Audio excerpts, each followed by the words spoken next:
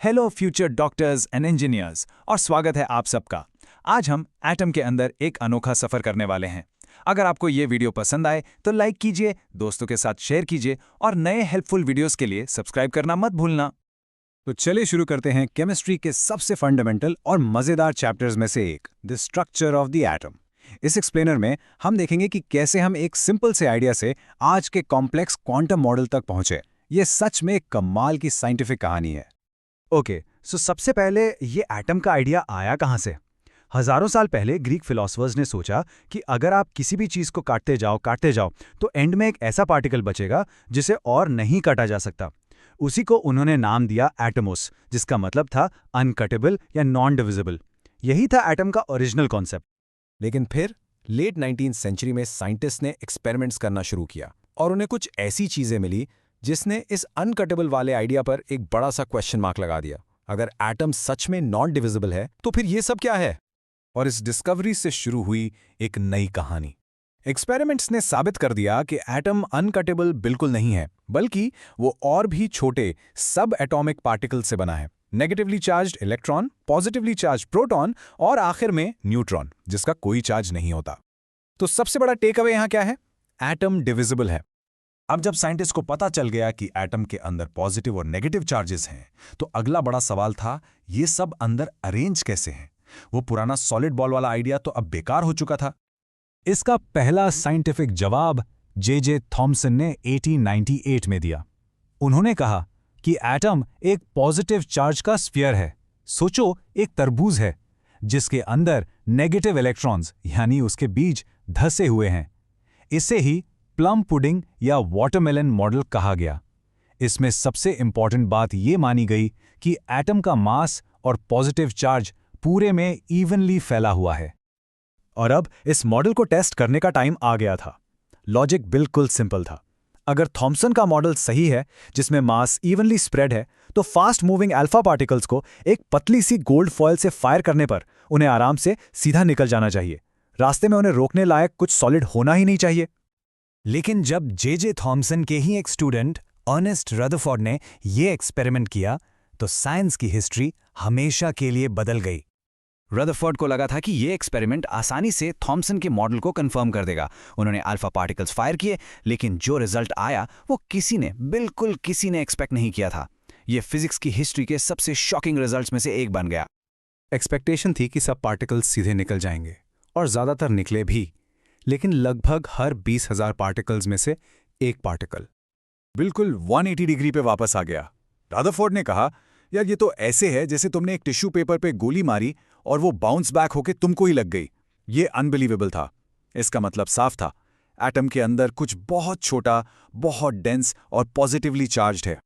और इन रिजल्ट्स के बेसिस पर रदरफोर्ड ने अपना नया मॉडल दिया। पहला पॉइंट, एटम 99.9% खाली जगह है, इसलिए ज्यादातर अल्फा पार्टिकल्स सीधे निकल गए। दूसरा पॉइंट, सारा पॉजिटिव चार्ज और लगभग सारा मास एक बहुत ही छोटे डेंस सेंटर में कॉन्सेंट्रेटेड है, जिसे उन्होंने न्यूक्लियस नाम दिया। और तीसरा, नेगेटिव इलेक्ट्रॉन्स न्यूक्लियस के चारों तरफ घूमते हैं, जैसे प्लैनेट्स सूरज के चारों तरफ घूमते हैं। मतलब सोचो, अगर न्यूक्लियस एक क्रिकेट बॉल है तो पूरा एटम 5 किलोमीटर रेडियस का स्टेडियम है। रदरफोर्ड का मॉडल एक बहुत बड़ी छलांग थी, लेकिन इसमें एक बहुत बड़ी गड़बड़ थी। क्लासिकल फिजिक्स के हिसाब से कोई भी एक्सेलरेटिंग चार्ज पार्टिकल, जैसे कि घूमता हुआ इलेक्ट्रॉन, एनर्जी रेडिएट करेगा। अगर इलेक्ट्रॉन लगातार एनर्जी लूज करेगा तो वो स्पाइरल बनाते हुए न्यूक्लियस में गिर जाएगा और एटम कोलैप्स हो जाएगा। लेकिन हम जानते हैं कि एटम स्टेबल होते हैं। ऐसा क्यों? तो इस प्रॉब्लम को सॉल्व करने के लिए एंट्री हुई नियल्स बोर की। उन्होंने क्लासिकल फिजिक्स के नियम को चैलेंज किया और एक रेवोल्यूशनरी आइडिया सामने रखा। बोर ने कहा, रुको, इलेक्ट्रॉन्स ऐसे कहीं भी नहीं घूम सकते। वो सिर्फ स्पेशल फिक्स्ड एनर्जी वाले सर्कुलर ऑर्बिट्स में ही रह सकते हैं। और जब तक एक इलेक्ट्रॉन इन स्टेशनरी स्टेट्स या एनर्जी लेवल्स में रहता है, वो कोई एनर्जी रेडिएट नहीं करता। इसलिए एटम स्टेबल रहता है। एनर्जी तभी एब्जॉर्ब या एमिट होती है जब इलेक्ट्रॉन एक ऑर्बिट से दूसरे में जंप करता है। ये एक बिल्कुल नया क्वांटम आइडिया था। बोहर का मॉडल काफी सक्सेसफुल रहा। इसने हाइड्रोजन एटम का लाइन स्पेक्ट्रम बिल्कुल परफेक्टली एक्सप्लेन कर दिया, लेकिन इसकी भी अपनी लिमिटेशंस थी। ये मॉडल हाइड्रोजन जैसे सिंगल इलेक्ट्रॉन स्पीशीज के लिए तो काम करता था, पर हीलियम जैसे मल्टी इलेक्ट्रॉन एटम्स के स्पेक्ट्रा को एक्सप्लेन नहीं कर पाया, और ये भी नहीं बता पाया कि एटम्स केमिकल बॉन्ड्स क्यों बनाते हैं। साफ था, कहानी अभी बाकी थी। अब पता चला कि बोर का फिक्स्ड ऑर्बिट्स का आइडिया भी पूरी सच्चाई नहीं था। अब जो डिस्कवरीज होने वाली थी वो हमें साइंस की सबसे अजीब लेकिन सच्ची दुनिया में ले जाने वाली थी, the world of quantum mechanics. यहां दो बड़े आइडियाज सामने आए। पहला, डी ब्रॉयली का ड्यूअल नेचर कॉन्सेप्ट, यानी इलेक्ट्रॉन सिर्फ एक पार्टिकल नहीं है, उसकी वेव लाइक प्रॉपर्टीज भी हैं। Weird, right? दूसरा, आइजनबर्ग्स अनसर्टेनिटी प्रिंसिपल, मतलब हम कभी भी एक ही टाइम पर एक इलेक्ट्रॉन की एग्जैक्ट पोजीशन और एग्जैक्ट मोमेंटम दोनों एक साथ नहीं जान सकते, इम्पॉसिबल। तो इसका नतीजा क्या निकला? अगर आप इलेक्ट्रॉन का आने जाने का रास्ता ही नहीं बता सकते, तो बोर के जैसा एक वेल डिफाइंड सर्कुलर ऑर्बिट तो हो ही नहीं सकता। तो ऑर्बिट का कॉन्सेप्ट रिप्लेस हुआ ऑर्बिटल से।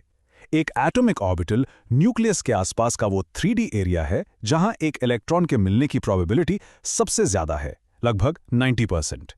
ये एक प्रोबेबिलिटी क्लाउड है। ऑर्बिट एक 2D सर्कल था, ऑर्बिटल एक 3D रीजन है। यही है इसका सबसे बड़ा डिफरेंस।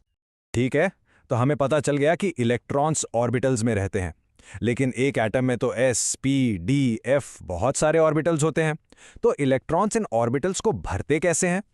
इसके लिए 3 बेसिक रूल्स हैं और ये आपके नीट और जेईई एग्जाम्स के लिए सुपर इंपॉर्टेंट है। चलो इन रूल्स को एक एक करके समझते हैं। पहला, आउफबाउ प्रिंसिपल। आउफबाउ का मतलब होता है बिल्डिंग अप। ये रूल कहता है कि इलेक्ट्रॉन्स हमेशा सबसे कम एनर्जी वाले ऑर्बिटल को पहले भरते हैं, सिंपल। दूसरा, पाउली एक्सक्लूजन प्रिंसिपल।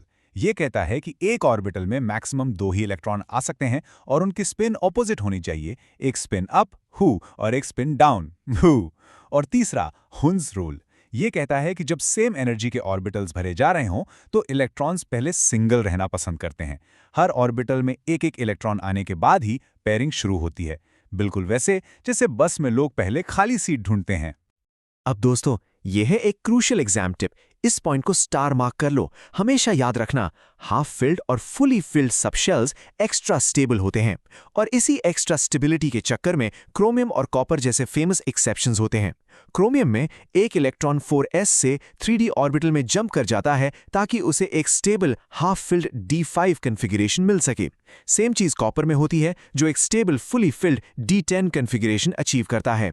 इस पॉइंट पर क्वेश्चन आना पक्का है। तो सोचो हमने क्या सफर तय किया है। हमने शुरू किया था एक अनकटेबल सॉलिड बॉल से और पहुंच गए एक न्यूक्लियस के चारों तरफ इलेक्ट्रॉन प्रोबेबिलिटी क्लाउड्स तक।